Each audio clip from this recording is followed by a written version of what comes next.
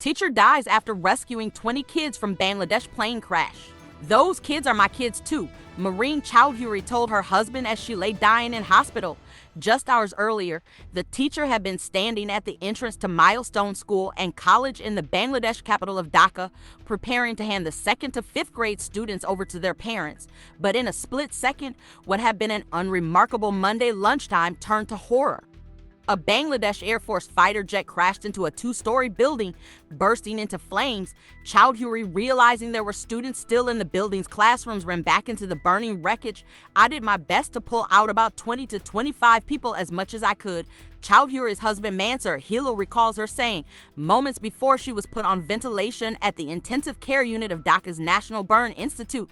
I don't know what happened after that. A Bangladesh Air Force fighter jet crashed into a 2-story building, bursting into flames. Chowdhury, realizing there were students still in the building's classrooms, ran back into the burning wreckage. I did my best to pull out about 20 to 25 people as much as I could.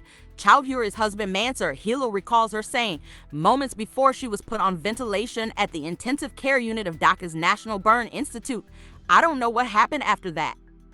Bangladesh's armed forces said that the F-7 jet had experienced a mechanical fault after taking off for a training exercise just after 13 o'clock local time 07:00 GMT on Monday, and that the pilot, Flight Lieutenant MD Tawqir Islam, had tried to steer to a less crowded area. He was among those killed.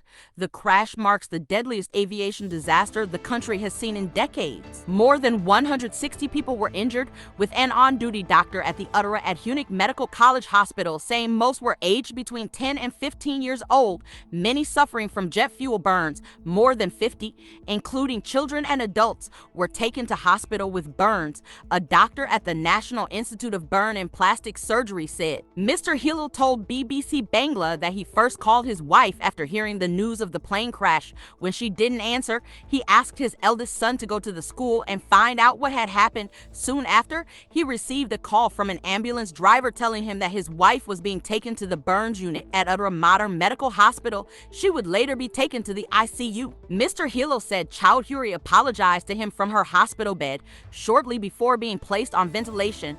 As he recalled their final moments together, he broke down in tears. She was still alive.